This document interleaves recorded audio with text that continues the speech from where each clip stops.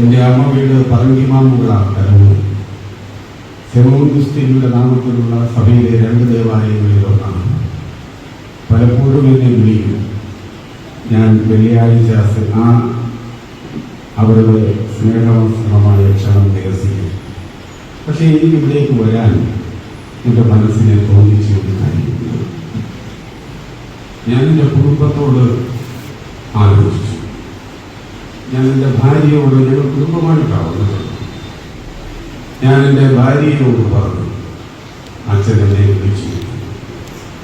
അവൾ എന്നോട് പറഞ്ഞത്, അച്ഛനല്ല വിളിച്ചത്, അമ്മയാണ്, പരിശുദ്ധ അമ്മയാണ് എന്നെ ഇവിടെ വിളിച്ചത്. അതുകൊണ്ട് ആ അക്ഷരത്തെ സ്വീകരിക്കാൻ ഞാൻ തയ്യാറാണ്. അതുകൊണ്ടാണ് ഏറ്റവും കൂടുതൽ വേദനിക്കുന്ന ആളാണ് പരിശുദ്ധ അമ്മ. അമ്മയുടെ കൈകളിലേക്ക് യുവകോമളനായ ഒരു പ്രഭുകുമാരനെ മടിയിലേക്ക് കിടത്തി കൊടുത്തിരിക്കുക. അതിൽ കോമളത്തെ രൂപവുമില്ല, വികൃതമാക്കപ്പെട്ട രൂപം, വേദനയോടുകൂടി നിൽക്കുകയാണ്. ഇപ്പോ നമ്മൾ ഈ പ്രദക്ഷിണത്തിൽ പറഞ്ഞു, ശ്രീവാരി പുറപ്പെട്ട് തോളിൽ വെച്ചുകൊണ്ട് ഗോകുൽത്തായിലേക്ക് പോവുകയാണ്. അമ്മയും ഗലീലയിൽ നിന്നും അവിടേക്ക് വന്നിട്ടുണ്ട്. പെസഹാചരണത്തിന്റെ ഭാഗമായി അമ്മയും കൂടെയുള്ളവരെല്ലാം വന്നിട്ടുണ്ട്. മകനെ അമ്മയ്ക്ക് പലപ്പോഴും കാണാൻ കഴിയുന്നില്ല. ഒരു താല്പര്യമാറ്റം കണ്ടാൽ അമ്മ ഓടി ഇറങ്ങി ചെന്ന് വാതിൽക്കലിൽ നിന്ന് നോക്കും. മകനാണെന്ന് വിചാരിക്കും. അവനെ ഒന്ന് കാണാൻ, അവനോടൊന്ന് സംസാരിക്കാൻ, അവനോട് കൂടെ ഇരുന്ന് ഒന്നിരിക്കാൻ ഈ അമ്മ പലപ്പോഴും ആഗ്രഹിച്ചിട്ടുണ്ട്. പക്ഷെ ഈ മോനിഷ്ടം ഇതാണ് എന്റെ സഹോദരങ്ങൾ, എന്റെ ഇഷ്ടം ചെയ്യുന്നവരാണ് എന്റെ സഹോദരങ്ങൾ എന്ന് പറഞ്ഞു ജനത്തിന്റെ നടുവിൽ നിൽക്കുന്നതാണ് എപ്പോഴും ഇഷ്ടം. ഇപ്പോഴും ഗോകുൽത്തായിൽ അവൻ നിൽക്കുന്നത് മധ്യത്തിലാണ്. ജനത്തിന്റെ നടുവിൽ നിൽക്കുന്നത് പുത്രനെ കാണാൻ അമ്മയ്ക്ക് വലിയ ആഗ്രഹമുണ്ടായിരുന്നു. കാരണം പലപ്പോഴും അമ്മ അത് ആഗ്രഹിച്ചിരുന്നു. അമ്മ അവനെ കാണാൻ ഒരു പക്ഷേ ആ യെരുശലേമിലും ശ്രമിച്ചു കാണാം. യെരുശലേമിലെത്തിയപ്പോഴും അമ്മയ്ക്ക് അവനെ അടുത്തൊന്ന് കാണാൻ, അവനോടൊപ്പം ചേർന്ന് നിൽക്കാൻ, അവനോടൊന്ന് സംസാരിക്കാൻ, തന്റെ ഏകജാതനായ പ്രിയ മകനോടൊപ്പം ഒന്നിരിക്കാൻ അമ്മയ്ക്ക് കഴിഞ്ഞില്ല. ആരോ പറയുന്നത് പലപ്പോഴും കേട്ടിട്ടുള്ളത് പോലെ അവനെ ഞാൻ കണ്ടു, അവൻ പുരുഷാരത്തിന്റെ നടുവിലാണ്, അവൻ പറയുന്നത് ഞങ്ങൾ കേട്ടു. എന്തൊരു വചനങ്ങളാണ് അവൻ പറയുന്നത്! അവൻ ആളുകളെ തൊട്ടു, അവൻ ആളുകളെ സൗഖ്യമാക്കി, അവൻ മുടന്തരെ സൗഖ്യമാക്കി, അവനെ കുരുടന് കാഴ്ച നൽകി, ചെവിടന് അവന് കേൾക്കാൻ പറ്റി. ഇങ്ങനെയുള്ള ഓരോ കാര്യങ്ങളും അമ്മയുടെ അടുക്കൽ എന്ന് പറയുമ്പോ അമ്മ വലിയ സന്തോഷത്തോടു കൂടിയാ. പക്ഷേ യെരുശലേമിൽ വെച്ച് അമ്മ കണ്ടു, ഈ മകനെ കണ്ടു. ഈ മകനെ കണ്ടിട്ട് അമ്മ പറയുന്നത് അച്ഛൻ ഇവിടെ വായിച്ചത് കേട്ടു. തന്റെ മാതാവും അവനെ അറിയുന്നവരുമെല്ലാം ദൂരത്തായി നിന്നു. ശുദ്ധമതിയായ മാതാവ് വലിയ സങ്കടത്തോടും ദുഃഖത്തോടും കൂടി നിലവിളിച്ചു പറഞ്ഞു, എന്റെ പുത്ര, നീ എവിടേക്ക് പോകുന്നു? എന്റെ വാത്സല്യവാനെ, നിന്നെ ഇവർ എവിടേക്ക് കൊണ്ടുപോകുന്നു? ഇവർ നിന്നെ എവിടേക്ക് കൊണ്ടുപോകുന്നു എന്ന് പറഞ്ഞ് നിലവിളിക്കുന്ന അമ്മ. ഈ അമ്മയുടെ കൈകളിലേക്കാണ് പെസഹായുടെ സന്ധ്യയ്ക്ക് മുമ്പ്, ശാബത്ത് ആരംഭിക്കുന്നതിന് മുമ്പ് ആ മാതാവിന്റെ കൈകളിലേക്കാണ് ആ പുത്രനെ കൊടുക്കുന്നത്. വലിയ കോമളത്വമൊന്നുമില്ല, കാണാൻ ഭംഗിയൊന്നുമില്ല. ഉസിയ രാജാവിന്റെ കാലത്ത് ഉയർന്നും പൊങ്ങിയുമുള്ള സിംഹാസനത്തിൽ ഇരിക്കുന്ന ദൈവത്തെ കണ്ട അമ്മ, ആ ദർശനത്തെ കേട്ട അമ്മ വികൃതരൂപിയായ മകനെ മടിയിൽ കിടത്തിക്കൊണ്ട് പ്രാർത്ഥിക്കുന്നു. എവിടെയാണ് ഞാൻ പോകേണ്ടത്? അമ്മ വിളിച്ചാൽ വരണ്ടേ? അമ്മയോടൊപ്പം വന്നിരിക്കണ്ടേ? അമ്മയൊന്ന് ആശ്വസിപ്പിക്കാൻ തയ്യാറാകണ്ടേ? ഞാനും എന്റെ കുടുംബവും വന്നത് വലിയ പാണ്ഡക്കെട്ടുകൾ പേടിയാണ്. എനിക്ക് അമ്മയോട് സംസാരിക്കണം, എനിക്ക് അമ്മയോട് ചേർന്നിരിക്കണം. എനിക്ക് എന്റെ അമ്മയുടെ മുമ്പിൽ ഇരുന്ന്, പരിശുദ്ധ അമ്മയുടെ മുമ്പിൽ ഇരുന്നുകൊണ്ട് എനിക്ക് അമ്മയോട് ചേർന്ന് ഒത്തിരി പറയാനുണ്ട്. ഒത്തിരി അമ്മയോട് പറയണമെന്ന് പറഞ്ഞാണ് ഈ ദേവാലയത്തിൽ വന്നത്. എനിക്ക് വേണ്ടി, എന്റെ കുഞ്ഞുങ്ങൾക്ക് വേണ്ടി, എന്റെ നാടിന് വേണ്ടി, എന്റെ സുഹൃത്തുക്കൾക്ക് വേണ്ടി, എന്നെ സ്നേഹിച്ചവർക്ക് വേണ്ടി, ഞാൻ സ്നേഹിക്കുന്നവർക്ക് വേണ്ടി എന്റെ അമ്മയോട് എനിക്ക് പറയണമെന്ന് പറഞ്ഞപ്പോ ഈ അമ്മയുടെ വ്യാകുലത കണ്ട്, ഈ അമ്മയുടെ ദുഃഖം കണ്ട് എനിക്കൊന്നും പറയാൻ തോന്നുന്നില്ല. ഞാനും എന്റെ കുടുംബവും ഈ വിശുദ്ധ ദേവാലയത്തിൽ പരിശുദ്ധ അമ്മയുടെ സന്നിധിയിൽ നിൽക്കുകയാണ്. ഞാൻ അതാണ് ഇവിടേക്ക് കടന്നു വരുന്നതിന് കാരണം. നമുക്ക് എല്ലാവർക്കും ചേർന്ന് ഇന്നത്തെ ദിവസം ധ്യാനിക്കാം.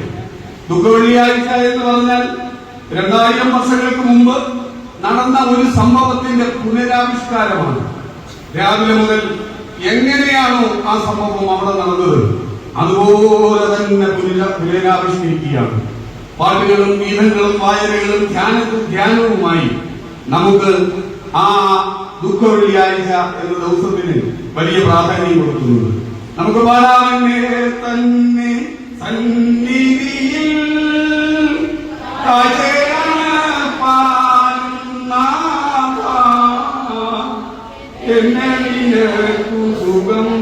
സുഗന്ധമായി അഭിപാൻ എന്നാദിൻ തിരുമുൻപിൽ ആത്മശരീര മനസ്സുകളെ സുവകർന്നു വിളക്കുകളായി ഞാൻ കത്തിമാറാം. ആത്മശരീര മനസ്സുകളാം എന്നുടെ കാഴ്ചകളെ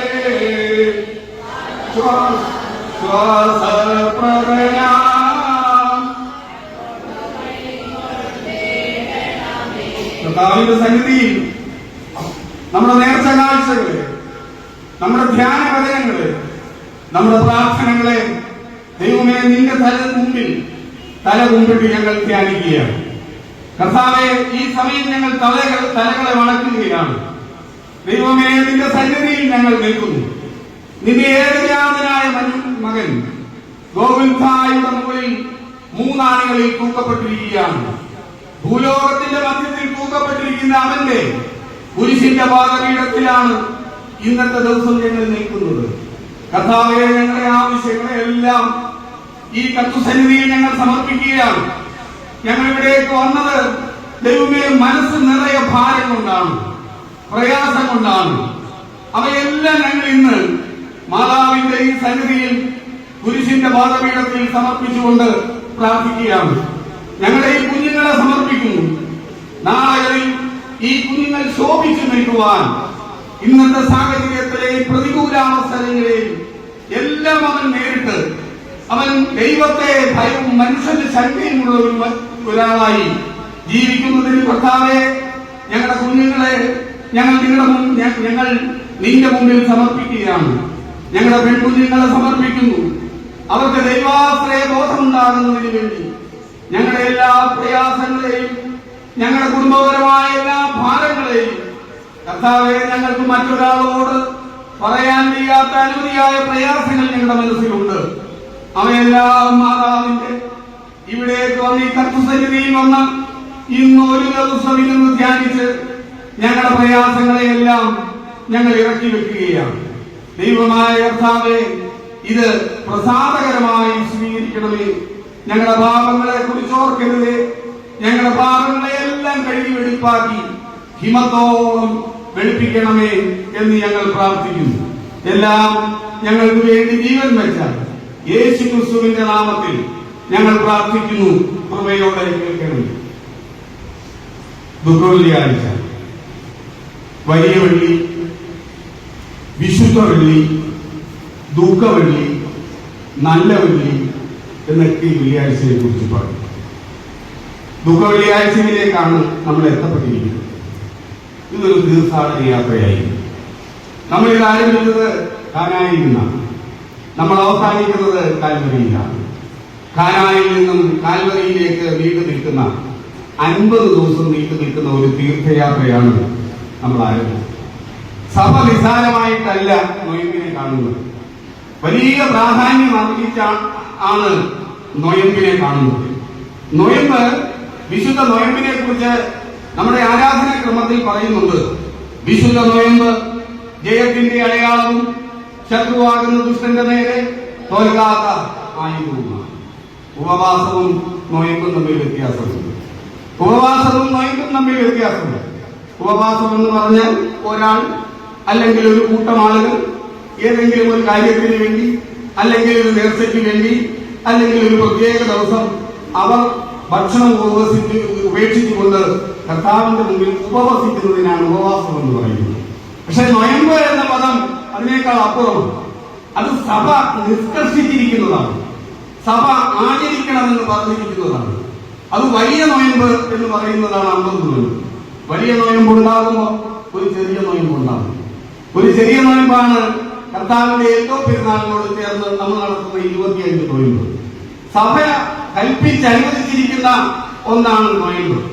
ഈ നമ്മൾ സാധാരണ എളുപ്പത്തിന് വേണ്ടി പറയുന്ന ഒരു വാചകമാണ് നോമ്പ്. പക്ഷെ അത് നൊയമ്പാണ്. 3 അക്ഷരങ്ങൾ ചേർന്ന ഒരു വാക്കാണ്.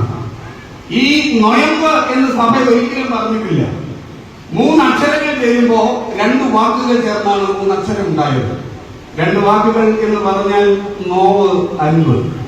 നോവെന്ന് പറഞ്ഞാൽ വേദന, അൻപെന്ന് പറഞ്ഞാൽ കരുണ. നോവെന്ന് പറഞ്ഞാൽ സഹനം, അൻപെന്ന് പറഞ്ഞാൽ സ്നേഹം. സ്നേഹത്തോടു കൂടിയുള്ള സഹനത്തെയാണ് നോയമ്പ് എന്ന് സഭ അർത്ഥമാക്കുന്നത്. സഭ എന്ന് പറഞ്ഞാൽ കുറച്ച് ആളുകളുടെ ഒരു കൂട്ടം, അല്ലെങ്കിൽ അവരുടെ ഒരു കൂട്ടായ്മയെന്നല്ല സഭ വിവക്ഷിച്ചിരിക്കുന്നത്. സഭ പറഞ്ഞിരിക്കുന്നത് കർത്താവായ യേശു ക്രിസ്തുവിന്റെ മനുഷ്യാവതാര ശരീരത്തോട് വിശുദ്ധ മാമോദീസ മുഖാന്തരം ഒട്ടിച്ചേർക്കപ്പെട്ടിട്ടുള്ളതും ശരീരികളും അശരീരികളും അടങ്ങുന്ന വിശ്വാസികളുടെ സമൂഹത്തെയാണ് സഭ എന്ന് പറയുന്നത്. സഭയിലെ അംഗങ്ങളെ ലക്ഷം എന്ന് പറഞ്ഞ് ഒരിക്കലും നമുക്ക് വിവക്ഷിക്കാൻ കഴിയുകയില്ല. അതിലും അപ്പുറമാണ്. ഞാൻ നേരത്തെ പറഞ്ഞു, നൊയമ്പിനെ സഭ നിസ്സാരമായിട്ടല്ല കാണുന്നത്. സഭയ്ക്ക് നൊയമ്പ് എന്ന് പറഞ്ഞാൽ അതിന്റെ മുമ്പിൽ ഒരു വാക്ക് സഭ ചേർക്കും. അത് വിശുദ്ധ നൊയമ്പ്. നൊയമ്പ് എന്ന് ഒറ്റ വാക്കിൽ പറയാറില്ല. സഭ അത്രയ്ക്ക് ആദരവ് കൊടുക്കുന്നു. വിശുദ്ധ മർത്തഹാം, വിശുദ്ധ ക്രോണോസ്, വിശുദ്ധ ഏവൻഗേലിയോൻ, വിശുദ്ധ സഹദേന്മാർ, വിശുദ്ധ കന്യക മറിയാം, വിശുദ്ധ തോമാസ് ശ്ലീഹ എന്ന് വിശുദ്ധന്മാരായ സഹദേന്മാരെ പറ്റിയും ശ്ലീഹന്മാരെ പറ്റി പറയുന്നത് പോലെ തന്നെയാണ് നൊയമ്പിനെ പറ്റി സഭ പറയുന്നത്. എപ്പോഴും വിശുദ്ധ എന്ന പദം ചേർത്താണ്. വിശുദ്ധ എന്നൊരു പദം ചേർത്ത് പറയുമ്പോൾ 2 പദം ചേർന്ന 3 വാക്കുള്ള ഒരു നൊയമ്പ് എന്ന് പറയുന്ന പദം നമുക്ക് ലഭിക്കും. ഈ 3 വാക്കുള്ള നൊയമ്പ് പൂർണ്ണമാകണമെങ്കിൽ 4 കാര്യങ്ങൾ വേണം. വിശുദ്ധ നൊയമ്പ് പരിപൂർണതയിൽ എത്തണമെങ്കിൽ 4 കാര്യം വേണം. അതിലൊന്നാണ് ഞാൻ പറഞ്ഞത് ഉപവാസം. ഉപവാസം എന്ന് പറഞ്ഞാൽ അവനോടൊപ്പം ഉപവസിക്കുക, ദൈവത്തോടൊപ്പം ഒരുമിച്ച് വസിക്കുന്ന ഒരു സ്ഥിതിവിശേഷത്തെയാണ് ഉപവാസം എന്ന് പറയുന്നത്. അപ്പൊ നൊയമ്പ് പൂർണ്ണമാകണമെങ്കിൽ ഉപവാസം വേണം. ഉപവാസം മാത്രമല്ല, പ്രാർത്ഥന വേണം. പ്രാർത്ഥന എന്ന് പറഞ്ഞാൽ ഒറ്റവാക്കിൽ പറഞ്ഞാൽ പ്രാണന്റെ അർത്ഥനയാണ്. ദൈവത്തോട്, സൃഷ്ടിതാവിനോട്, സൃഷ്ടി നടത്തുന്ന, പ്രാണൻ നടത്തുന്ന അർത്ഥനയാണ്. അപ്പൊ നമുക്ക് ഉപവാസം വേണം, നമുക്ക് പ്രാർത്ഥന വേണം. മറ്റൊന്ന് മനുഷ്യനാണ്. നമ്മളെ സൃഷ്ടിച്ച മറ്റു മൃഗങ്ങളിൽ നിന്നും വ്യത്യസ്തനാണ് മനുഷ്യൻ. അവന് ചിന്തിക്കാനുള്ള കഴിവുണ്ട്, അവന് ചിരിക്കാനുള്ള കഴിവുണ്ട്, അവന് ബുദ്ധിപൂർവ്വം ആലോചിക്കാനുള്ള കഴിവുണ്ട്. അതുകൊണ്ട് മനനം ചെയ്യണം, ചിന്തിക്കണം. അപ്പൊ ഒരു നൊയമ്പ് പൂർണ്ണമാകണമെങ്കിൽ ഉപവാസം ഉണ്ടാകണം, പ്രാർത്ഥന ഉണ്ടാകണം, മനനം, ചിന്തിച്ചിരിക്കണം. അതുമാത്രമല്ല, ധ്യാനം ഉണ്ടാകണം. ധ്യാനം എന്ന് പറഞ്ഞാൽ എന്താണ്?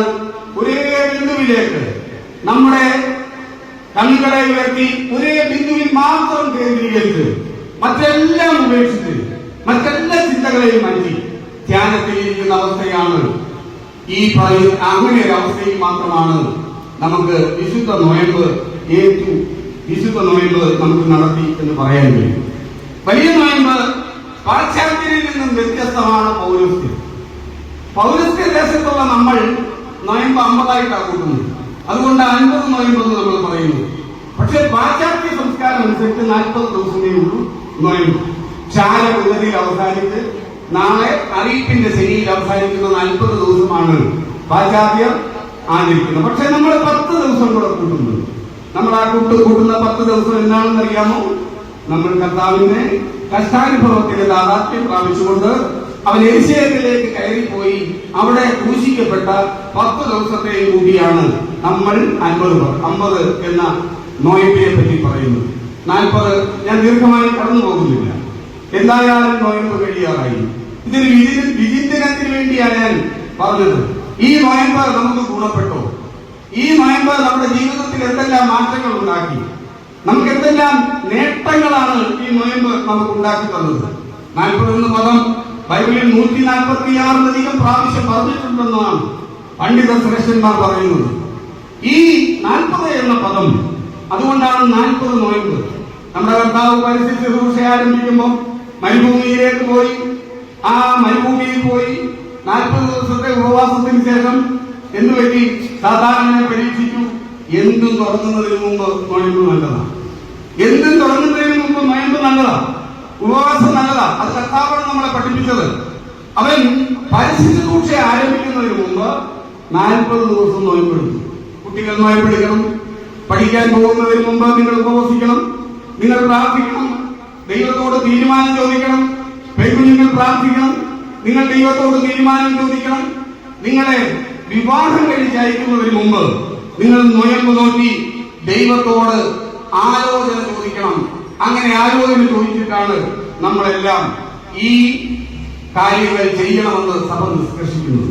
ഇത് മാത്രമല്ല, മാൽപ്പേ എന്ന് പറയുന്ന ഒരു പദമുണ്ട്. നമ്മുടെ വിശുദ്ധ സഭ അത് വലിയ കാര്യത്തോടു കൂടിയാണ് ആ പദത്തിന് പ്രാധാന്യം കൊടുക്കുന്നത്. ഒരു നോയമ്പ് ഒരു ദിവസം രാവിലെ ആചരിക്കുകയില്ല. അതിനു മുമ്പ് തന്നെ ഒരുക്കങ്ങൾ ആരംഭിക്കുന്നു. നമ്മുടെ പരിശുദ്ധ പിതാക്കന്മാരെ, നമ്മളിൽ നിന്നും വാങ്ങിപ്പോയവരെ എല്ലാം സ്മരിച്ചുകൊണ്ടാണ് തുടങ്ങുന്നത്.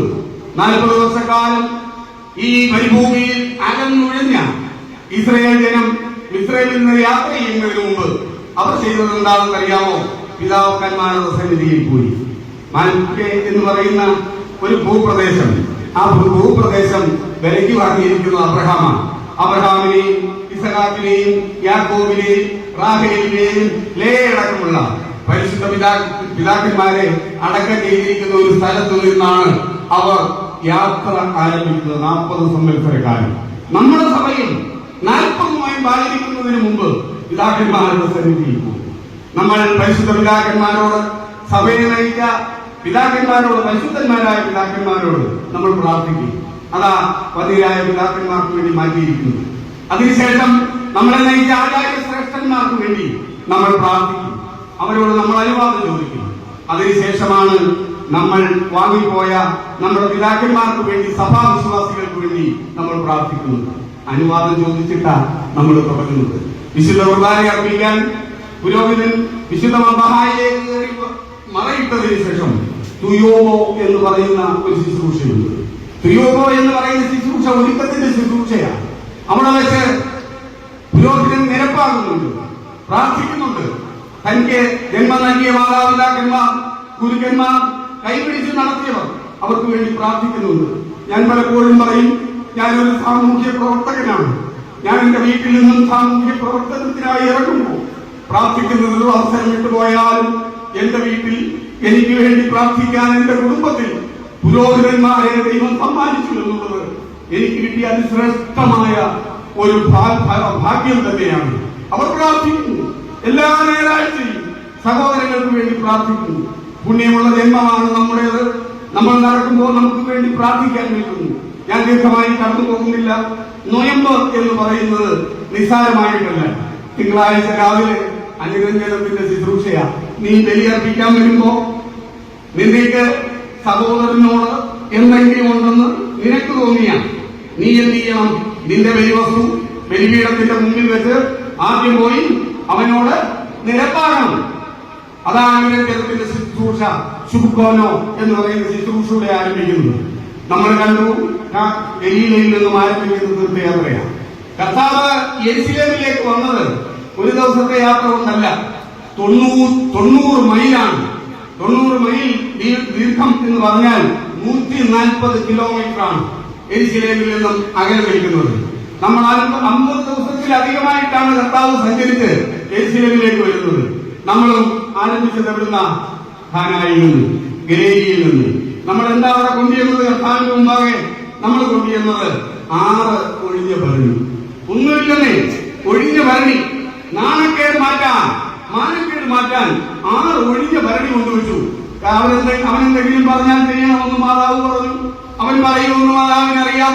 അവൻ നിശ്ചയമായും നിങ്ങളുടെ മാനക്കേട്, എന്റെ മാനക്കേട്, എന്റെ സഭയുടെ മാനക്കേട്, എന്റെ കുടുംബത്തിന്റെ മാനക്കേട് അവൻ മാറ്റും.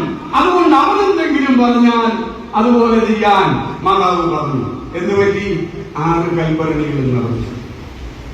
6 കൽപ്പനകൾ നിറച്ചു.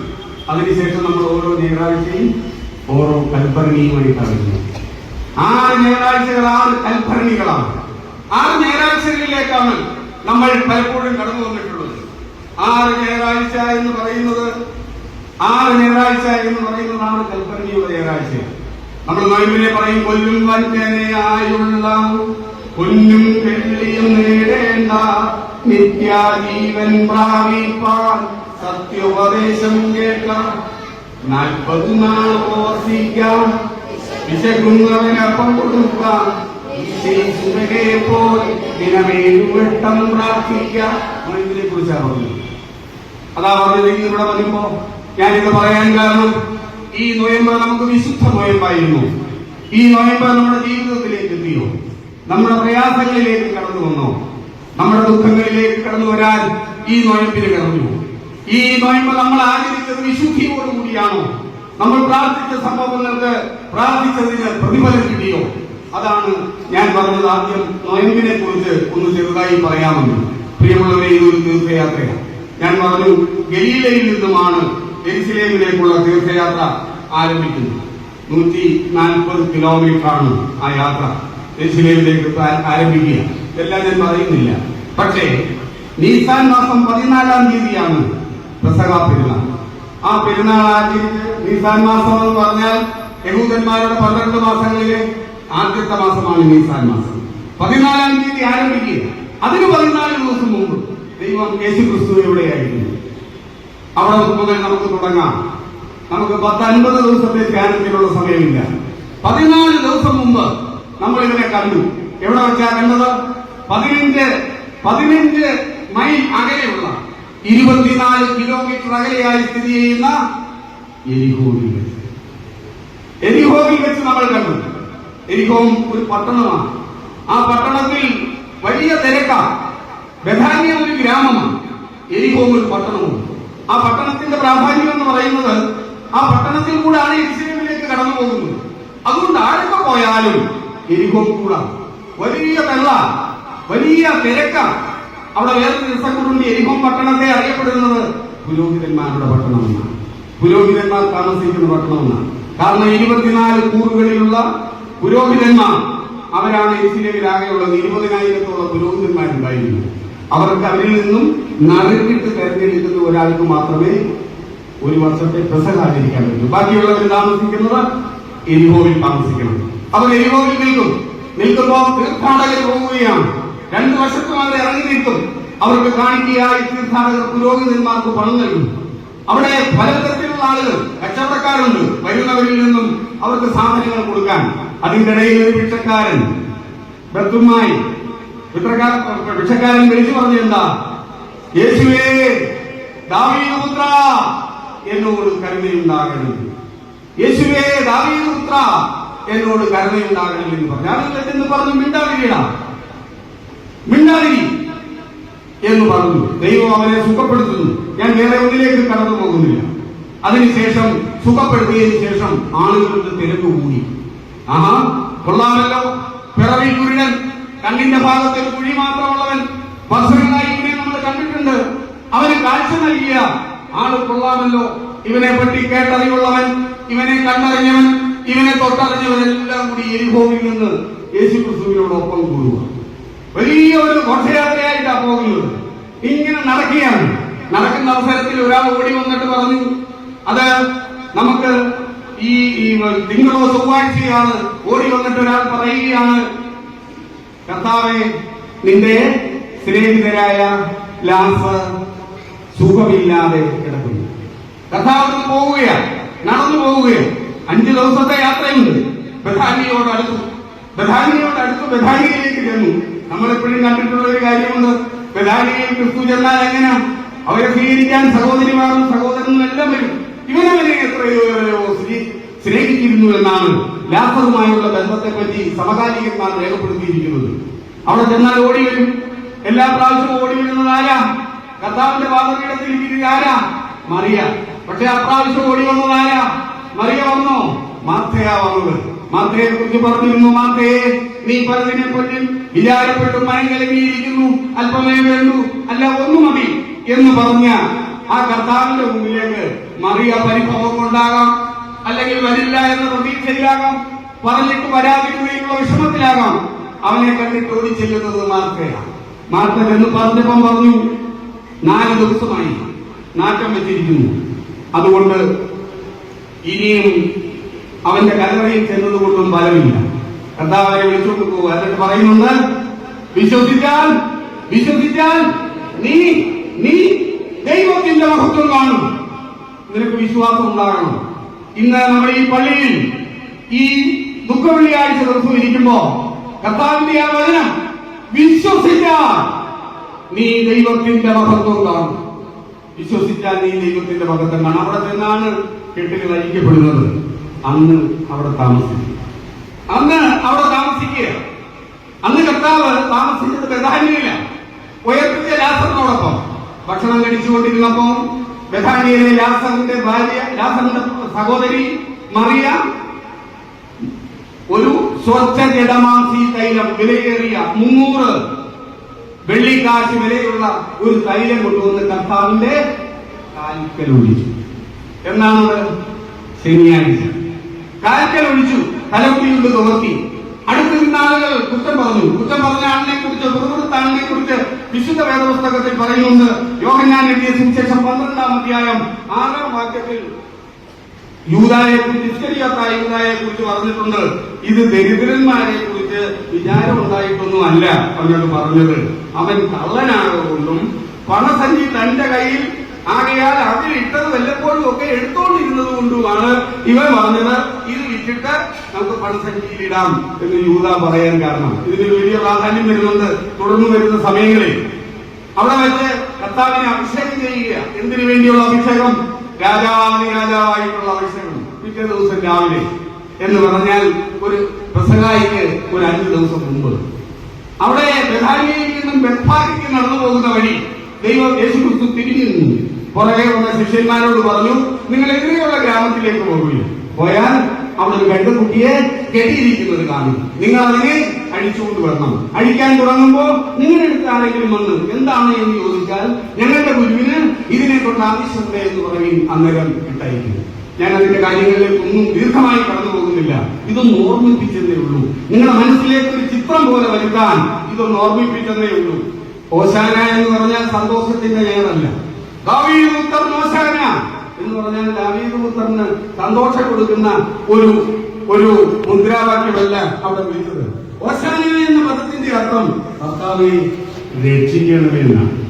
ദാവീദ് പുത്രന് സ്തുതി എന്നല്ല, ദാവീദ് പുത്ര ഞങ്ങളെ രക്ഷിക്കണമേ. ഹോശാന ഞായറാഴ്ച അപ്പോൾ നിലവിളിയുടെ ഞായറാഴ്ചയാണ്. നിലവിളിയുടെ ഞായറാഴ്ചയാണ്. യേശുവേ ദാവീദ് പുത്ര ഞങ്ങളോട് കരുണ ചെയ്യണമേ എന്ന് പറഞ്ഞ ആളുകൾ കൂടി. എന്താ? ഇവൻ മശീഹയാണ്. ഇവൻ യഹൂദനെ മോചിപ്പിച്ചുകൊണ്ട് അവൻ ഒരു വലിയ രാജ്യം സ്ഥാപിക്കാൻ വരികയാണ്. ആളുകളെല്ലാം കർത്താവ് പോവുക. ഒരു ചരിത്രകാരൻ പറഞ്ഞു,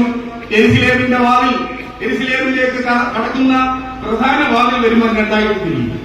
പ്രധാന വാതിൽ വരുമ്പോൾ ഒരു വഴി വലത്തോട്ടും പോകും, ഒരു വഴി ഇടത്തോട്ടും പോകും. കർത്താവ് വലത്തോട്ട് പോയില്ല, കർത്താവ് പോയത് ഇടത്തോട്ടാണ്. വലത്തോട്ട് പോകുന്നത് എവിടാണെന്ന് അറിയാവോ? ആന്റോണിയോ കോട്ട എന്ന് പറയുന്ന സ്ഥലത്താണ്. Fort Antonio. അവിടെ ഒരാഴ്ച മുമ്പ് ഒരു വലിയ ഇതുപോലെ ഒരു ഘോഷയാത്ര നടന്നു. ആ ഘോഷയാത്രയിൽ അതിൽ പങ്കെടുക്കുന്നത് പീലാത്തോസ് ഗവർണറായി നിന്നുകൊണ്ട് സർവ്വ രാജകീയ പ്രൗഢിയോടും കൂടി പീലാത്തോസിനെ ഇങ്ങനെ ആദരിച്ച് കൊണ്ടുപോവുകയാണ്. ആളുകൾ യഹൂദന്മാർക്ക് അത്ര ഇഷ്ടമുള്ള കാര്യമല്ല യെരുശലേം ദേവാലയത്തിൽ നടക്കുമ്പോൾ. അപ്പോഴാണ് യേശു ക്രിസ്തുവിനെ ഒരു കഴുതപ്പുറത്ത് കയറ്റി എല്ലാവരും നടുവിൽ റോഡിൽ വസ്ത്രങ്ങൾ വിരിച്ച് ഓശാന ഓശാന എന്ന് പറഞ്ഞു വരുന്നത്. ആളുകൾ കരുതിയത് ഈ ഫോർട്ട് ആന്റണിയോ എന്ന് പറയുന്ന ആ കോട്ടയിലേക്കുള്ള കോട്ട. അവിടേക്ക് ചെന്ന് പീലാത്തോസിനെ കൊല്ലും, പടയാളികളെ കീഴ്പ്പെടുത്തിയതിനു ശേഷം പീലാത്തോസിനെ കൊന്നതിന് ശേഷം അധികാരം പിടിച്ചിറങ്ങും. അതാണ് ആ വഴി തിരിഞ്ഞ് കുറച്ചു പേർ വലത്തോട്ട് പോയി. പക്ഷേ യേശുക്രിസ്തു പോയത് യെരുശലേം ദേവാലയത്തിലേക്കാണ്. യെരുശലേം ദേവാലയത്തിൽ ചെന്നു. അത് ആ യെരുശലേം ദേവാലയത്തിൽ ചെന്ന് അദ്ദേഹം ചില ക്രമീകരണങ്ങൾ ഞായർ ദിവസങ്ങളായി നടത്തുന്നുണ്ട്. അവിടെ നിന്നും കച്ചവടക്കാരെ പുറത്താക്കി. കച്ചവടം എന്ന് പറഞ്ഞാൽ ചില്ലറ കച്ചവടമൊന്നുമല്ല. കൈസറിനൊരു പണം ഉണ്ടായിരുന്നു, ഒരു രൂപയുണ്ടായിരുന്നു, ഒരു കാശുണ്ടായിരുന്നു. അതുപോലെ ദേവാലയത്തിൽ അർപ്പിക്കുന്നതിനുള്ള കാശ്. പക്ഷേ സാധനങ്ങൾ വാങ്ങണമെങ്കിൽ കൈസറിന്റെ കാശ് വേണം. ഈ മാറ്റം, അതാ പണം മാറ്റിയെടുക്കുന്നവരെ പുറത്താക്കി എന്ന് പറഞ്ഞത് കൊള്ളയാണ് നടക്കുന്നത്. അവിടെ കൈസറിന് പണം കൊടുത്തതിന് ശേഷം 4 ഇരട്ടിയും 5 ഇരട്ടിയും പണമാണ് അവരിൽ നിന്നും വാങ്ങുന്നത്. അവിടെ നിൽക്കുന്ന മൃഗങ്ങളെ വിൽക്കുന്നുണ്ട്, എല്ലാത്തരം മൃഗങ്ങളെയും. 2.5 ലക്ഷത്തിലധികം മൃഗങ്ങളാണ് ഒരു പെസഹായുടെ ദിവസം അറുക്കപ്പെടുന്നത്. ആളുകൾക്ക് കൊണ്ടുവരാൻ വേണമെങ്കിൽ ആളുകൾ വീട്ടിൽ നിന്ന് കൊണ്ടുവന്നാൽ പുരോഹിതന്മാർ പറയും, തൊട്ടു നോക്കിയിട്ട് പറയും, ഇതത്ര ശരിയുള്ള ഒരു മൃഗമല്ല, തട്ടിക്കളയും. എന്തിനെന്നറിയാമോ? അവിടുത്തെ കച്ചവടക്കാരുടെ കയ്യിൽ നിന്ന് വാങ്ങാൻ. ഇതെല്ലാം അറിയുന്ന കർത്താവാണ്. ചെന്നാൽ യെരുശലേം ദേവാലയത്തിലേക്ക് ചെന്ന് അവരെ പുറത്താക്കുക. എന്റെ ആലയം പ്രാർത്ഥനാലയം എന്ന് വിളിക്കുന്നു, നിങ്ങളതിനെ തള്ളന്മാരുടെ ഗുഹയാക്കി മാറ്റിയിരിക്കുന്നു എന്ന് പറഞ്ഞ് ഇറങ്ങിയിരിക്കുന്നു. തിങ്കളാഴ്ച രാവിലെ കർത്താവ് വരുന്നു. കർത്താവിന്റെ രൂപമൊന്നും മാറിയെന്നേ. പണ്ട് കാണുന്ന കർത്താവൊന്നുമല്ല, രൂപത്തിൽ വലിയ മാറ്റമാണ്. മുഖത്ത് ഭയങ്കര ക്രൗര്യമാണ്, ഭക്തു ഭയങ്കര ദേഷ്യമാണ്. തിരിച്ച് തിങ്കളാഴ്ച രാവിലെ ഇറങ്ങി വരുമ്പോഴാ കർത്താവിന് വിശന്നു. അപ്പോഴാ അത്തിവൃക്ഷം കാണുന്നത്. അത്തിഫലത്തിന്റെ സമയമൊന്നുമല്ലത്. പക്ഷേ അവന് വിശന്നു. അവൻ പറഞ്ഞു, നിന്നിൽ നിന്നും മേലാൽ ഒരുത്തരും ഈ ഫലം കഴിക്കാൻ ഇടയാകാതെ വരട്ടെ എന്ന് പറഞ്ഞ് ശ്രമിക്കുന്നു. യെരുശലേമിനെ പറ്റി, യഹൂദന്മാരെ പറ്റിയാണെന്നാ പറയുന്നത്. പുറമേ കാണുമ്പോൾ നല്ല ചന്തമുണ്ട്, പുറമേ പൂത്തു നിൽക്കുമ്പോ തളർത്തു നിൽക്കുമ്പോ ഇതിലെന്തെങ്കിലുമൊക്കെ ഫലമുണ്ടെന്ന് ആളുകൾ കരുതി പോകും. ഒരു ഫലവുമില്ല. ഇതിങ്ങനെ നിൽക്കുന്നതാണ്. ഇത് ഈ ജനത്തിന് ഒരു ഫലവുമില്ല. അതുകൊണ്ടാണ് ഫലമില്ലാതിരുന്ന കാലത്തും അത്തിയെ ദൈവം ശപിക്കാതിരിക്കുന്നത്. ഇത് തിങ്കളാഴ്ച. ചൊവ്വാഴ്ച വന്നപ്പം വീണ്ടും ദൈവം താഴേക്ക് വരികയാണ്. ശനിയും ഞായറും തിങ്കളും ക്രൗര്യഭാവമായിരുന്ന കർത്താവ് ചൊവ്വാഴ്ച മുഖത്തിന് മാറ്റമാണ്. എന്താ? ഇസ്രായേൽ നിയമമനുസരിച്ച്, യഹൂദന്മാരുടെ നിയമമനുസരിച്ച് പെസഹായിക്ക് അറുക്കപ്പെടുന്ന കുഞ്ഞാടിന് 3 ദിവസം മുമ്പ് ഒരുക്കി നിർത്തുന്നു. 3 ദിവസം മുമ്പ് ഒരുക്കി നിർത്താം. അതുകൊണ്ട് ചൊവ്വ, ബുധൻ, വ്യാഴം 3 ദിവസം ശാന്തനാണ് കർത്താവ്. ക്രൗര്യമില്ല, ആരോടും ഒന്നും പറയുന്നില്ല, ശപിക്കുന്നില്ല. അവിടെയാണ് കർത്താവ് ചൊവ്വാഴ്ച നമ്മൾ കാണുന്നത് ബെഥാനിയയിൽ തന്നെ. എപ്പം പോയാലും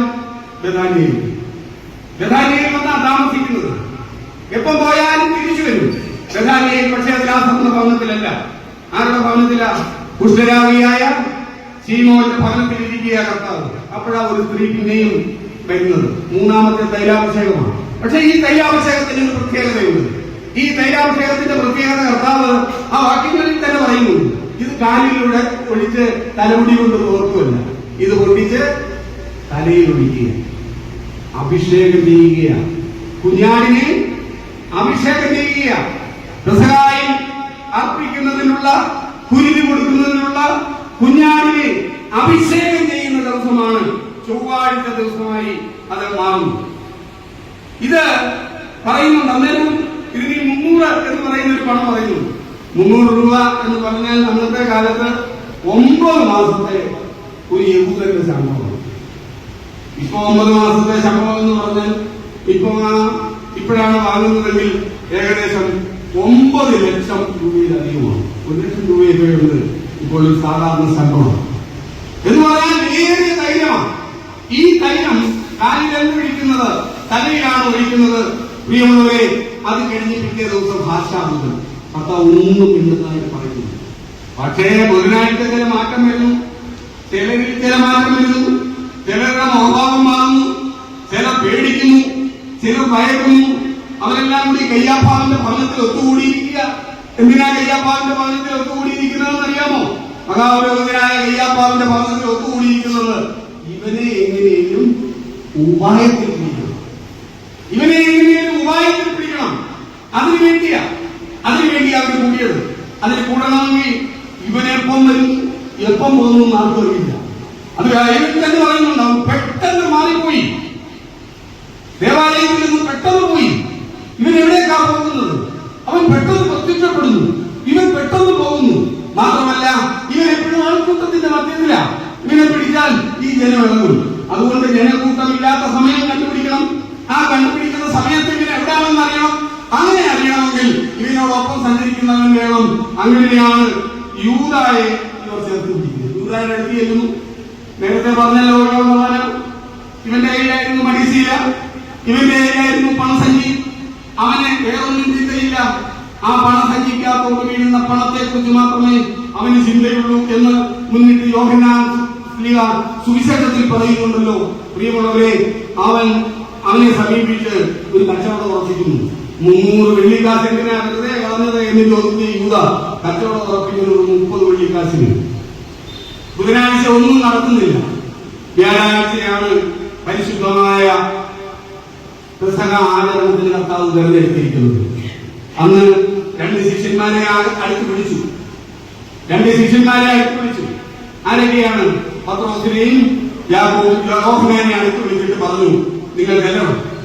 നിങ്ങൾ ചെന്നേരിക്കായി തിരിച്ചൊരുക്കിയിരിക്കുന്ന ഒരു മാളികയിൽ നിങ്ങളോടൊപ്പം പെസഹ ഭക്ഷിക്കാൻ ഞാൻ വാഞ്ചയോടെ ആഗ്രഹിക്കുന്നു. എന്താണെന്ന് പറയാൻ കാരണം, പെസഹ ഭക്ഷണത്തിന് പിന്നൊരു സമയമില്ല. പെസഹ എന്ന് പറയുന്നത് പിറ്റേ ദിവസമാണ്. അതിന്റെ തലേ ദിവസമാണ് പെസഹ ആചരിക്കുന്നത്. ആ പെസഹ ആചരിച്ചു കഴിഞ്ഞാൽ പിന്നെ ഇല്ല, പിന്നെ ബലിയിലേക്ക് പോവുകയാണ്.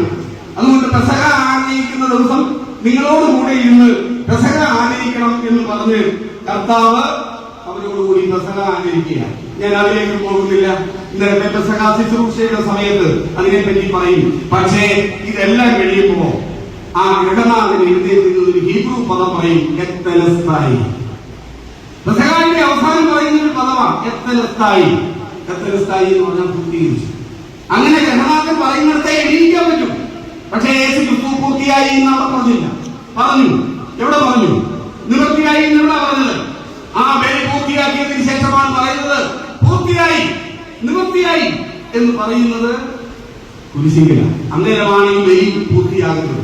കർത്താവിന്റെ തിരുശരീര രക്തങ്ങളെ അവിടെ വെച്ച് വിഭാഗിച്ചു കൊടുത്ത് വിശുദ്ധ കുർബാന അവിടെ സ്ഥാപിക്കുക. അതിനുശേഷം കർത്താവ് എഴുന്നേറ്റു എന്ന് പറഞ്ഞാൽ അവൻ പൂർണ്ണ പ്രഭാവനായ ദൈവമായി മാറി.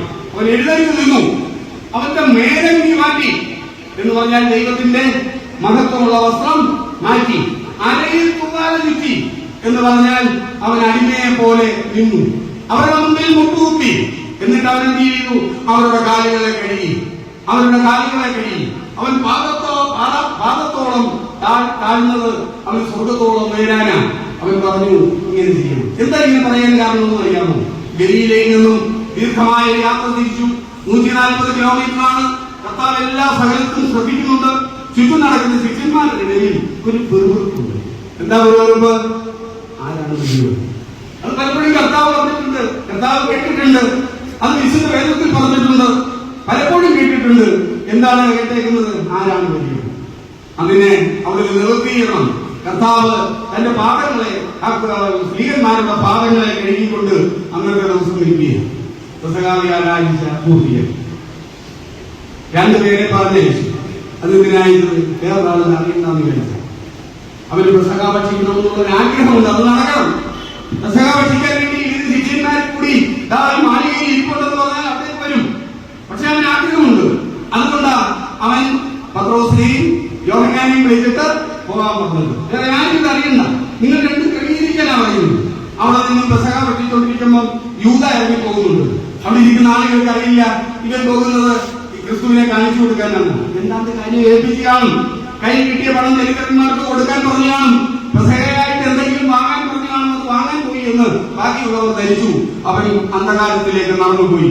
പ്രിയമുള്ളവരെ, കർത്താവ് ഇവിടേക്ക് അവിടെ നിന്നും ആരംഭിച്ച് നമുക്ക് ഇനിയും പോകുന്നത് ക്രൂശിലേക്കാണ്. അതാണ് അച്ഛൻ പാടിയത്. ക്രൂശിന്മേൽ ക്രൂശിന്മേൽ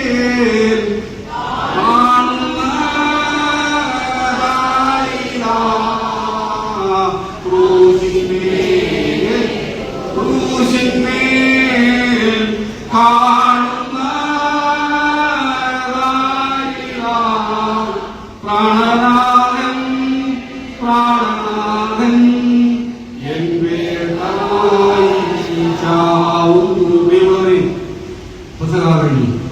പിന്നീട് കർത്താവ് പോകുന്നു ഗെത്സമേനിലേക്കാണ്. ഗെത്സമേന തോട്ടം. ആ തോട്ടം അവിടെ ചെല്ലുമ്പോൾ കർത്താവ് പോകുന്നതിന് മുമ്പ് വിശുദ്ധ മത്തായി എഴുതിയ സുവിശേഷത്തിൽ എടുത്തു പറഞ്ഞിട്ടുണ്ട്. വിശുദ്ധ മത്തായി 26:30 പറഞ്ഞിട്ടുണ്ട്, അവർ സ്തോത്രം പാടി ശേഷം ഒരു മലയിലേക്ക് എന്ന് പറഞ്ഞാൽ വലിയ സന്തോഷത്തോടെ ഒരു മലയിലേക്ക് പോകുന്നത്, ഗെത്സമേനയിലേക്ക് പോകുന്നത്. ഗെത്സമേനയിൽ ചെന്നു. എത്ര പേരുണ്ട് ഇപ്പൊ? 12 11. അതിൽ ആളുകളെ നിർത്തി 3 പേരെ മാറ്റി. എത്ര പേരെ അവിടെ നിർത്തി എന്ന് പറഞ്ഞില്ല, 8 പേരായിരിക്കും. 8 പേരെ അവിടെ ഇരുത്തിയതിനു ശേഷം 3 പേരെ പത്രോസിനെയും സബദിപുത്രന്മാരെയും എടുത്തുകൊണ്ട് സബദിപുത്രന്മാരെയും ചേർത്തുകൊണ്ട് കർത്താവ് അവരോട് പോവുക. അവിടെ നടന്ന സംഭവത്തെ കുറിച്ച് വിശുദ്ധ വേദപുസ്തകത്തിൽ പറഞ്ഞിട്ടുള്ളത്, എന്റെ ഉള്ളം മരണവേദന പോലെ അതീവ തീവ്രമായിരിക്കുന്നു. മരണവേദന പോലിരിക്കുക. 3 പേരെ എടുത്തു പറഞ്ഞ് ഇവിടെ വിശ്രമിക്കാൻ കൂടെ കൊണ്ടുപോയരാ. അവരവിടെ ഇരിക്കട്ടെ. അകത്തേക്ക് പോവുക. ഗെത്സമേനത്തോട്ടത്തിന്റെ അകത്തേക്ക് ചെന്നു. കർത്താവിനോട് പ്രാർത്ഥിച്ചു. ഇറങ്ങി വന്നു. എന്താ പ്രാർത്ഥിച്ചതെന്ന് ആർക്കെങ്കിലും പറഞ്ഞിട്ടുണ്ടോ? വിശുദ്ധ വേദപുസ്തകത്തിൽ ഒന്നും പറഞ്ഞിട്ടില്ല. രണ്ടാമത് വന്നതിന് ശേഷം അവരോട് പറഞ്ഞു ഉണർന്നിരുന്ന് പ്രാർത്ഥിക്കാൻ. വീണ്ടും പോവുകയാണ്. ഓരോ പ്രാവശ്യവും കർത്താവിന്റെ മുഖത്തിന് ചില മാറ്റങ്ങളുണ്ട്. അവൻ അവിടേക്ക് ചെന്നു. അവൻ തിരിച്ചു വന്നു. തിരിച്ചു വന്നപ്പോ നമ്മുടെ കൂടെ ഒരു കാര്യത്തിന് നിൽക്കാം എന്ന് പറഞ്ഞവർ കൂടെ ഉണ്ടോ? അവരിടാന്ന് ഉറങ്ങുക. നമ്മുടെ ജീവിതത്തിൽ ഇതുണ്ട്. നീ ചെയ്തോ, നിന്റെ കൂടെ ഞാനുണ്ട് എന്ന് പറഞ്ഞവർ നമ്മുടെ ജീവിതത്തിൽ പലപ്പോഴും നമ്മുടെ കൂടെ ഉണ്ടാവില്ല. അതാണ്, ആ അനുഭവമാണ് പ്രിയമുള്ളവരെ ഇവിടെ വന്നവരുടെ പലരുടെയും മനസ്സിലുണ്ട്. അങ്ങനെ ഒരു അനുഭവം ഉണ്ടെങ്കിൽ നമുക്ക് ഇരുന്ന് പ്രാർത്ഥിക്കണം. അകത്തേക്ക് ചെല്ലുക. വിശുദ്ധ ലൂക്കോസിന്റെ സുവിശേഷത്തിൽ പറയുന്നുണ്ട്, 22-ാം അധ്യായം 41-ാം വാക്യത്തിൽ, അവിടെ അവനെ ശക്തനാക്കാൻ വേണ്ടി യൂദ ഇറങ്ങി. അവനെ ശക്തനാക്കാൻ വേണ്ടി മാലാഖ ഇറങ്ങി വന്നു, ദൂതന്മാർ ഇറങ്ങി വന്നു. അവനോട് സംസാരിച്ചുകൊണ്ടിരിക്കുന്ന അവസരമാണ്. ഒരു ചിത്രകാരന്റെ ചിത്രം നിങ്ങൾ കണ്ടിട്ടുണ്ടോ എന്ന് എനിക്കറിയില്ല. ദൂതൻ ഇറങ്ങി നിൽക്കുന്നു. ദൂതന്റെ കയ്യിൽ ഒരു പാനപാത്രമുണ്ട്. ആ പാനപാത്രത്തിന് മുമ്പിൽ മനുഷ്യപുത്രൻ നിൽക്കുന്നു. അവന്റെ മുഖത്തേക്ക് നോക്കാൻ ആ മാലാഖയ്ക്ക് ദൂതന് കഴിയില്ല. അവൻ ചിറകുകൊണ്ട് മുഖം മറച്ചിരിക്കുക. ആ മുഖത്തേക്ക് നോക്കാൻ പറ്റാതെ തന്റെ സർവശക്തനായ ദൈവത്തിന്റെ ഏഴിലാവനായ പുത്രന്റെ മുഖത്തേക്ക് നോക്കാൻ അവന് കഴിയുന്നില്ല. അവൻ മറച്ചു നിന്നുകൊണ്ട് ഈ പാനപാത്രം കൊടുത്തു. അപ്പോൾ ദൈവം ചോദിച്ചു, എന്താണ് ചോദിച്ചത്? കഴിയുമെങ്കിൽ ഈ പാനപാത്രം. കാരണം അവനൊരു ചർച്ച നടന്നിരിക്കുന്നു പിതാവായ ദൈവം. അവൻ അനുഭവിക്കുന്ന തീവ്രമായ ദുഃഖത്തെ പറ്റി അവൻ മനസ്സിലായിരിക്കുന്നു. മരണപ്പെടും എന്നത് അവൻ അറിയാം. പക്ഷെ അവൻ അനുഭവിക്കുന്ന തീവ്രമായ ദുഃഖത്തെ അവൻ അറിയാം. അവൻ പിതാവിനോട് പറയുകയാണ്, പിതാവേ, കഴിയുമെങ്കിൽ ഈ പാനപാത്രം എന്നിൽ നിന്ന് എടുക്കരുത്. നമ്മൾ പ്രാർത്ഥിച്ചിട്ടില്ല. എന്തൊക്കെ ദുഃഖങ്ങളാണ് നമ്മുടെ മനസ്സിൽ. നമ്മളത് പ്രാർത്ഥിച്ചിട്ടുണ്ട്. കർത്താവേ, എനിക്കെന്താ ഇങ്ങനെ? എന്നോടെന്താ ഇങ്ങനെ? ഞാൻ പ്രാർത്ഥിക്കുന്നുണ്ട്, മഹിമ നോക്കുന്നുണ്ട്. പിതാവേ, ഇന്ന് നമുക്ക് പ്രാർത്ഥിക്കാം. പിതാവേ, കഴിയുമെങ്കിൽ ഈ പാനപാത്രം എന്നിൽ നിന്നും എടുക്കണമേ എന്ന് പ്രാർത്ഥിക്കേണ്ട ദിവസമാണിന്ന്. അതിനായിട്ടാണ് ഗെത്സമേനിന്റെ അനുഭവത്തിൽ നിന്ന് നമ്മൾ വന്നിരിക്കുന്നത്. 3ാമത് വന്നപ്പോഴും അവരോടൊപ്പമാണ്, അവരില്ല. അപ്പോഴാണ് യൂദ കടന്നു വരുന്നത്. യൂദ ആരോടൊപ്പമാണ് കടന്നു വരുന്നത്? പുരോഹിതന്മാരോടും പടയാളികളോടും ഒപ്പം ഗെത്സമേനിലേക്ക് കടന്നു വരികയാണ്. ഗെത്സമേനിലേക്ക് കടന്നു വന്നപ്പോ കർത്താവ് സത്യത്തിൽ നിന്ന് ഞെട്ടിക്കാണും. തലേ ദിവസം അപ്പൊക്കെ കൊടുത്തവനാണ്. കാലക്കണക്ക് വൃത്തിയായി കഴിയവനാണ്. 3 വർഷത്തിലധികമായി കൂടെ കൊണ്ട് നടന്നവനാണ്. അവനെ കൂടെ കൊണ്ട് നടന്ന് അവനെ എല്ലാം പഠിപ്പിച്ചനാ. സ്വർഗരാജ്യത്തിന്റെ മർമ്മത്തിന്റെ താക്കോൽ ഞാൻ നിങ്ങളുടെ കയ്യിൽ തരും എന്ന് പറഞ്ഞവനാ. ഇസ്രയേലിന്റെ 12 ഗോത്രങ്ങളെ പോലെ 12 സിംഹാസനങ്ങളിൽ ഇരുന്ന് നിങ്ങൾ ന്യായം വിധിക്കുന്നതിനുള്ള അധികാരം നിങ്ങൾക്ക് തരുമെന്ന് പറഞ്ഞവനാ. ഇതാ വന്നിട്ട് കണ്ടോ, അർദ്ധരാത്രിയിൽ അവൻ വന്നിരിക്കുക. എന്തിന്? തീവെട്ടി പന്തങ്ങളോടുകൂടി. എന്തിന്? കർത്താവിനെ കാണിച്ചു കൊടുക്കാൻ. നമ്മുടെ ജീവിതത്തിലും ഈ പല സന്ദർഭങ്ങളുണ്ട്. ആ സന്ദർഭങ്ങളെല്ലാം നമ്മുടെ മനസ്സിലൂടെ പോകണം. അവിടേക്ക് വന്ന് ഓടി ചെന്ന് എന്ത് ചെയ്തു? ഗുരുവിനെ ചുംബിച്ചു. എന്തിനാണ് ചുംബിച്ചത്? ഏതാണ്ടെല്ലാം ഒരുപോലെ ഇരിക്കുക. ഇതിൽ നിന്ന് യേശു ഏതാണ്ട് മഹാപുരോഹിതന്മാർക്ക് അറിയില്ല, ഗലീലക്കാരനാണ്. അതുകൊണ്ടാണ് കൂടെ നടന്നവൻ, കൂടെ നടന്ന് ഭക്ഷിച്ചവൻ, കൂടെ കിടന്നവൻ, എല്ലാ പ്രയാസങ്ങളും ഉണ്ടാകുമെന്ന് ധരിച്ചവൻ എന്നും ചുംബിച്ചു. ഞാൻ ആർക്കുമോ കൊടുക്കുന്നുവോ ചുംബിക്കുന്നുവോ അവനെ നിങ്ങൾ കൊണ്ടുപോകുന്നു. ഹൃദയം തകർന്നു പോവില്ല. നമ്മുടെ ഹൃദയം ഇങ്ങനെ പലപ്പോഴും തകർന്നിട്ടില്ല. നമ്മളോടൊപ്പം ഉണ്ടാകുന്നത് നമ്മൾ പ്രതീക്ഷിച്ചാൽ നമ്മളോട് ഉണ്ടാകാതിരിക്കുമ്പോൾ നമുക്ക് വേദന ഉണ്ടാകില്ല. അങ്ങനെ വേദന ഉണ്ടാകുന്നവർ ഈ പള്ളിയുടെ തിരുമുറ്റത്തിൽ ഉണ്ടെങ്കിൽ നമുക്കത് സമർപ്പിച്ചുകൊണ്ട് പ്രാർത്ഥിക്കാം. താതാവിന്റെ മുന്നിലേക്ക് സമർപ്പിച്ചു കൊടുക്കാം. ഇവര് വന്നു പിടിച്ചു. പത്രോസിന് പേരെയൊക്കെ ആദ്യം കാട്ടി നോക്കി. കർത്താവ് അറിയാതെ ഒരു വാള് പത്രോസ് ഒളിപ്പിച്ചു വെച്ചിട്ടുണ്ട്. പത്രോസിന്റെ വാളാണ്. വാളെടുത്ത് വെട്ടി കഴിഞ്ഞപ്പോൾ കർത്താവ് പറഞ്ഞു, വാളെടുക്കുന്നവൻ വാളായി ഉടനെ ഇട്ടാൻ പറഞ്ഞു. ഉടനെ ഇട്ടു. എന്തു പറ്റി? അവരോടിപ്പോയി. നമ്മുടെ ജീവിതത്തിലില്ലേ പ്രയാസമായ ഘട്ടങ്ങളിൽ നമ്മളോടൊപ്പം നിൽക്കുന്ന ആളുകൾ നമ്മളെ വിട്ട് ഓടിപ്പോയ സന്ദർഭങ്ങളില്ലേ? ഇല്ല, എനിക്ക് അറിയില്ല എന്ന് പറഞ്ഞ സന്ദർഭങ്ങളില്ലേ? ഓടിപ്പോയ സന്ദർഭങ്ങൾ നമ്മുടെ മനസ്സിലുണ്ട്. മനസ്സിനെ വേദനിപ്പിച്ചത് നമ്മുടെ മനസ്സിലുണ്ട്. അത് നമുക്ക് വെളിയിലേക്ക് എടുക്കാം. ആ ഗെറ്റ്സിമോന്റെ അനുഭവത്തിൽ നമുക്കൊരു കാര്യം ചെയ്യാം, ഇന്ന് ധ്യാനിക്കാം. അവിടെ നിന്ന് ഓടിപ്പോവുകയാണ്. അവിടെ നടക്കിയിരിക്കുന്ന നിങ്ങൾക്കറിയാം, ഞാൻ ദീർഘമായി കടന്നു പോകുന്നില്ല.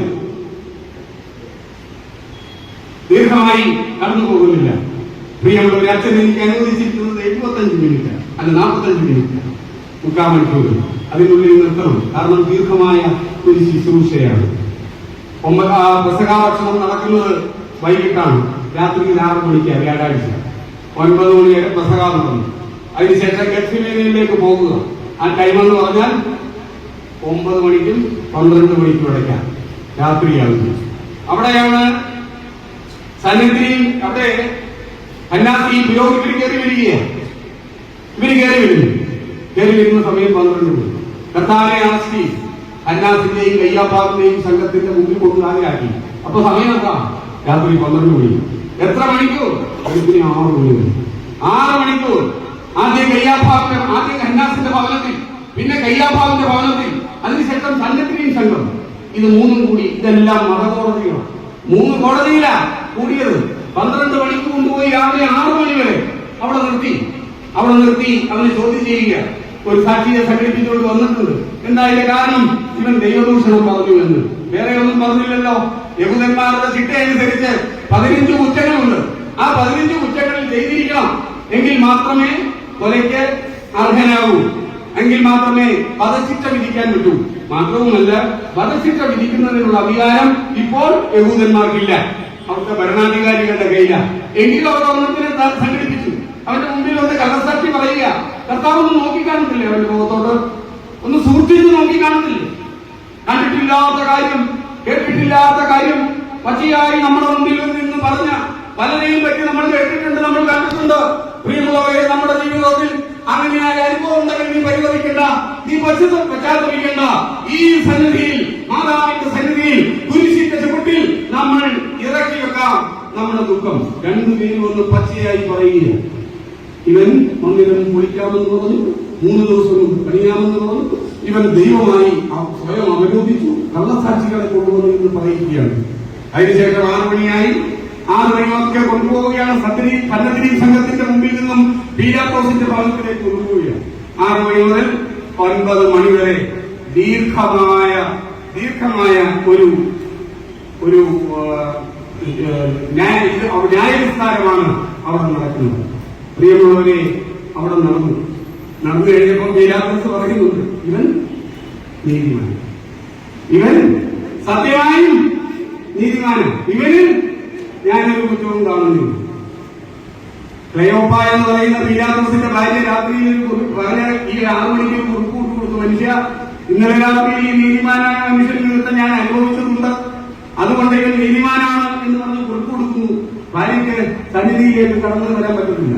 ഭർത്താവ് ഇങ്ങനെ വിധിക്കുമെന്ന് പ്രതീക്ഷിച്ച് കിടക്കുകയാണ്. ഭർത്താവിന്റെ രീതികൾ നമ്മുടെ ഉറക്കങ്ങളെ കെടുത്തിയിട്ടുണ്ട്. ആ ഉറക്കങ്ങളെ കെടുത്തിയിട്ടുള്ളവർ ദൈവമേ ഈ സന്നിധിയിൽ ഇരുന്നുകൊണ്ട് നമുക്ക് പ്രാർത്ഥിക്കും. അവന് തുണയായി അവന്റെ കയ്യിലേക്ക് ഒരു കുറിപ്പ് കൊടുത്ത് ദൈവത്തിന്റെ സന്നിധിയെ സമർപ്പിച്ചുകൊണ്ട് നമുക്ക് പ്രാർത്ഥിക്കാൻ പറ്റുന്ന ദിവസമാണിത്. 9 മണി ആയപ്പോഴത്തേക്ക് വിസ്താരം നടന്നു. എവിടെ വെച്ചാ? ഗബദ. ഗബദ എന്ന സ്ഥലം, കൽത്തളം, ഗബദയിൽ കൊണ്ടുപോയി ക്രൂരമായി മർദ്ദിക്കുക. ഞാൻ ദീർഘമായി കടന്നു പോകുന്നില്ല. ക്രൂരമായി മർദ്ദിക്കുക. ക്രൂരമെന്ന് പറഞ്ഞാൽ ഒരു കയറിന്റെ തുമ്പത്ത് 4 ലെതറിന്റെ വള്ളികൾക്ക് അടിയിലായി സ്ഥാപിച്ചിരിക്കുന്ന മുള്ളുകൾ, എല്ലിൻ കഷ്ണങ്ങൾ, ഇതുകൊണ്ട് അടിക്കുക. അടിക്കുന്നവൻ പറഞ്ഞു പോരുകയാണ്. അസഹീനമായ വേദനയുണ്ട്. ആ വേദനയെല്ലാം സഹിച്ചുകൊണ്ട് നിൽക്കുക. മാത്രമാണോ, അവന്റെ ശരീരത്തെ അടിക്കുന്നുണ്ട്, അവന്റെ മുഖത്ത് തുപ്പുന്നുണ്ട്. അവനെ അങ്ങ് വിരൂപനാക്കി എടുത്തു. എന്തിനാണെന്നറിയാമോ? ഈ വിരൂപനായ ആളെ കൊണ്ടുവന്ന് നിർത്തിയിട്ട് അവനിപ്പോ കിട്ടേണ്ടത് കിട്ടി, മനസമാധാനമായല്ലോ, എന്നാ വിട്ട് കളഞ്ഞേര്, ഞങ്ങളോട് കളിച്ചാൽ ഇങ്ങനെ ഇരിക്കുമെന്ന് പറഞ്ഞ് വിടാനാണെങ്കിൽ വിടട്ടെ എന്ന് കരുതി ഒരു ചുമന്ന വസ്ത്രമൊക്കെ ധരിച്ച് അവന്റെ തലയിൽ ഒരു മുന്തിരിയിടവും വെച്ച് കയ്യിൽ ഒരു കോലും കൊടുത്ത് അവനെ കൊണ്ടുവന്ന് നിർത്തിയിട്ട് പറഞ്ഞു, ഇതാ ആ മനുഷ്യൻ. നിങ്ങൾ പറഞ്ഞ മനുഷ്യൻ യഹൂദന്മാരുടെ രാജാവാണെന്ന് പറഞ്ഞാൽ, യഹൂദന്മാർക്ക് നേതൃത്വം നൽകുമെന്ന് പറഞ്ഞാൽ, ദൈവത്തിന്റെ പുത്രനായവൻ ഇതാ ഈ മനുഷ്യൻ കൊണ്ടുവന്ന് നിർത്തി. പക്ഷേ അവൻ വിട്ടുകൊടുത്തില്ല. ഇവനെ പൂജിക്കാൻ പറഞ്ഞു. അടി കൊടുത്ത് വിട്ടുവിടാം. അടി കൊടുത്ത് 40 അടി അടിക്കാൻ പറ്റത്തില്ല, 39 കൊടുക്കാൻ പറ്റും യഹൂദ നിയമം അനുസരിച്ച്. ഇവനെ 39 അടി കൊടുത്ത് ഇവനെ പറഞ്ഞുവിടാം. പറഞ്ഞു പറ്റില്ല. ഇവനെ ക്രൂശിക്കണം. അവനെ ക്രൂശിക്കാനായി വിട്ടു. പ്രിയമുള്ളവരെ, ചില തീരുമാനങ്ങൾ എടുക്കുമ്പോ കണ്ണടച്ചിരിക്കുന്ന ചില ആളുകളുണ്ട്. പീലാത്തോസിനെ പോലെ കൈ കഴുകുന്ന ചിലരുണ്ട്. നമ്മുടെ ജീവിതത്തിൽ എടുക്കേണ്ട നിർണായകമായ നിമിഷത്തിൽ നമുക്ക് വേണ്ടി ഒരു തീരുമാനം എടുക്കുമെന്ന് നമ്മൾ പ്രതീക്ഷിച്ചവർ ആ പ്രധാന നിമിഷത്തിൽ കൈ കഴുകിയിട്ടുള്ളവരുണ്ട്. അവർക്ക് വേണ്ടി നമ്മളൊന്ന് പ്രാർത്ഥിക്കണം. ഈ മാതാവിന്റെ സന്നിധിയിൽ നിന്നൊന്ന് പ്രാർത്ഥിക്കുക. വേറൊരുത്തൻ കടന്നു വരുന്നു. ബാറബ്ബ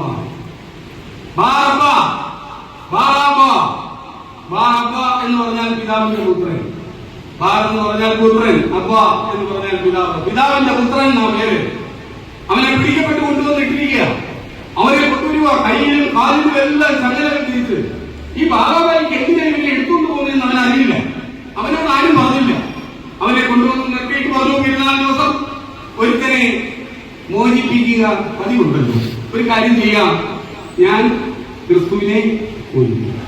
നിങ്ങൾക്കാരെ വേണം? ബാറാബായെ വേണോ അതോ യേശുവിനെ വേണോ? അവരെന്ന് പറഞ്ഞു, യേശുവിനെ പറഞ്ഞു. സത്യത്തിന് നമ്മുടെ കൊച്ചുകുട്ടികളുടെ ഭാഷയിൽ പറഞ്ഞാൽ ബാറാബായെ അവിടുന്ന് മോചിപ്പിക്കും. ഒരു കാര്യവും ബാറാബായെ അറിഞ്ഞില്ല. ബാറാബാന്ന് ഇറങ്ങി. സത്യത്തിന് കൊച്ചുകുട്ടികളുടെ ഭാഷയിൽ പറഞ്ഞാൽ ബാറാബായെ ഒരു കിളി പോയി കാണും. എന്തിനാ പുറത്തു വിട്ടേന്നറിയില്ല. ആ അവസരങ്ങളിൽ എന്തിനാ പുറത്തു വിട്ടേന്നറിയില്ല. അവനെ പോവുകയാണ്. അവനെ മോചിപ്പിച്ച് ഇവരെ ക്രൂശിക്കുന്നതിന് വേണ്ടി കൊണ്ടുപോവുകയാണ്. ഇവനെ ക്രൂശിക്കുന്നതിന് വേണ്ടി കൊണ്ടുപോവുക. നമുക്ക് കിട്ടേണ്ടതായ സ്ഥാനങ്ങൾ, നമുക്ക് കിട്ടേണ്ടതായ മാനങ്ങൾ നമുക്ക് ലഭിക്കാതെ മറ്റുള്ളവർക്ക് കിട്ടിയപ്പോ നിങ്ങളുടെ മനസ്സിൽ വേദന ഉണ്ടാക്കിയ സന്ദർഭം നിങ്ങളുടെ ജീവിതത്തിൽ ഇല്ലേ? വിട്ടയക്കപ്പെടേണ്ട യേശു ക്രിസ്തുവിനെ ക്രൂശിക്കാൻ വിട്ടിട്ട് വിട്ടയക്കപ്പെടേണ്ടതിനെ വിട്ടയച്ചിട്ട് ആക്കിയ ഒരു സന്ദർഭം നിങ്ങളുടെ ജീവിതത്തിൽ ഉണ്ടെങ്കിൽ യഥാർത്ഥമായി നിങ്ങൾക്ക് കിട്ടേണ്ട സ്ഥാനങ്ങളും മാനങ്ങളും ഏതെങ്കിലും അവസരത്തിൽ നിങ്ങൾക്ക് കിട്ടാതെ പോയിട്ടുണ്ടെങ്കിൽ, പ്രിയമുള്ളവരെ, ആ ഭാരം ഇറക്കി വെക്കേണ്ട സമയങ്ങളിലാണ് നമുക്ക് ഇവിടെ നിന്ന് ധ്യാനിക്കാം. അവനെ കൊണ്ട് പോവുക. അവനെ കൊണ്ട് ഗോകുൽത്തായിലേക്ക് പോവുകയാണ്. ഗോകുൽത്തായിലേക്ക് പോയപ്പോ അവന്റെ പുറത്ത് ഒരു കുരിശെടുത്തു വെച്ചു. എത്ര കിലോ തൂക്കമെന്ന് അറിയാമോ? 300 റാത്തൽ തൂക്കം. 300 റാത്തൽ തൂക്കം എന്ന് പറഞ്ഞാൽ ഏകദേശം 140 കിലോ വരും. 140 കിലോയുള്ള ഒരു തടിയും വെച്ചുകൊണ്ട് പോവുക. നമ്മുടെ ജീവിതത്തിൽ ഉണ്ടായിട്ടില്ലേ? ചെയ്തിട്ടില്ലാത്ത, പ്രതീക്ഷിച്ചില്ലാത്ത കാര്യങ്ങൾ നമ്മുടെ മുഖത്ത് വെച്ച് കേട്ടുമ്പോ നമ്മുടെ മനസ്സ് വേദനിക്കിട്ടില്ലേ? ഇല്ല, ഞാൻ ഇങ്ങനെ ചെയ്തിട്ടില്ല, എനിക്കങ്ങനെ പറ്റില്ല എന്ന് നിങ്ങൾ പലപ്പോഴും പറഞ്ഞിട്ടില്ലേ? അങ്ങനെ നിങ്ങൾ പറഞ്ഞിട്ടുണ്ടെങ്കിൽ ആ പറഞ്ഞത് നമുക്ക്, പ്രിയമുള്ളവരെ, ഈ ഇവിടെ കൊണ്ടുവെക്കാം. മാതാവിന്റെ സന്നിധിയിൽ വെക്കാം, കുരിശിന്റെ നെരുപീഠത്തിൽ വെക്കാം. അവിടെ കൊണ്ടുപോവുകയാണ്. പലരും അവരെ സഹായിക്കാൻ ഓടി വരുന്നുണ്ട്. അച്ഛൻ ഇന്ന് പറഞ്ഞു 18 പ്രാവശ്യമുണ്ട്. ഞാൻ 30 പ്രാവശ്യമൊന്നും കേട്ടിട്ടുണ്ട്. മറിഞ്ഞിട്ട് താഴെ വീഴുകയാണ്. മുഖമടിച്ചാ വീഴുന്നത്. മുഖത്തിന്റെ രൂപം മാറുകയാണ്. അവനെ കൊണ്ട് പോവുകയാണ്. പലരും ഓടി വന്ന് സഹായിക്കാനൊക്കെ ശ്രമിക്കുന്നുണ്ട്. എവിടുന്ന് സഹായിക്കാൻ? 150 കിലോയുള്ള തടിയാണ് 300 റാത്തൽ. ഇത് തൂക്കിയെടുത്തുകൊണ്ടാണ് ഗോകുൽത്തായിലേക്ക് പോകുന്നത്. അവിടെ ചെന്ന് ഗോകുൽത്തായി അവിടെ സ്ഥാപിച്ചു. ആ തലയോടി നമുക്ക് അർത്ഥം കൊടുത്ത് സ്ഥാപിച്ചു. നമ്മുടെ 6 മണിയുടെ സുദ്ര വായിക്കുമ്പോൾ നമുക്ക് ഒരു പ്രാർത്ഥന കേൾക്കുന്നുണ്ട്. അവൻ കുരിശുമായി പോയി തലയോടികൾ എന്ന അർത്ഥമുള്ള ഗോകുൽത്തായിലേക്ക് കാൽവരിയിലേക്ക് ചെന്നു. അവന്റെ കുരിശ് ഭൂലോകത്തിന്റെ മധ്യത്തിൽ നാട്ടപ്പെട്ടു. എവിടാണ് നാട്ടപ്പെട്ടത്? പറയുന്നു, നമ്മൾ വിശ്വസിക്കുന്നു ആദാമിനെ അടക്കം ചെയ്തിടത്ത് അവന്റെ തലയോട്ടിക്കുമേൽ കർത്താവിന്റെ കുരിശ് നാട്ടി. അതിൽ നിന്നും വാർന്നൊഴുകിയ രക്തം അതിനടിയിലുണ്ടായിരുന്ന ആദാമിന്റെ വായുകളെ നനച്ചു. അവനും പാപമോചനം വരുത്തിയെന്ന് നമ്മുടെ പ്രാർത്ഥനയുണ്ട്. ഇന്നത്തെ പ്രാർത്ഥന ചുമ്മാതെ വന്നു നിന്നങ്ങ് പാടരുത്, ചുമ്മാതെ വന്നു നിന്നങ്ങ് പ്രാർത്ഥിക്കരുത്. ഓരോ പ്രാർത്ഥനയും നമ്മൾ അറിഞ്ഞുകൊണ്ട് പ്രാർത്ഥിക്കണം. നിങ്ങൾ അതിൽ ലയിച്ചുകൊണ്ട് നിൽക്കണം. ലയിച്ചുകൊണ്ട് നിന്നാൽ നിങ്ങൾക്ക് ഇന്നത്തെ ഇതിന്റെ ഭാഗമായി മാറാം. ഓരോ പ്രാർത്ഥനയും സഭ പഠിപ്പിക്കുന്ന കാര്യങ്ങളുണ്ട്, അത് നിങ്ങൾക്ക് പഠിക്കാൻ കഴിയണം. പ്രിയമുള്ളവരെ, നിൽക്കുക.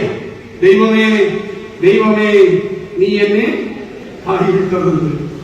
ഇതുവരെ യേശുക്രിസ്തു ദൈവമേ എന്ന് പറഞ്ഞിട്ടില്ല. എങ്ങനെയാ പറഞ്ഞിട്ടുള്ളത്?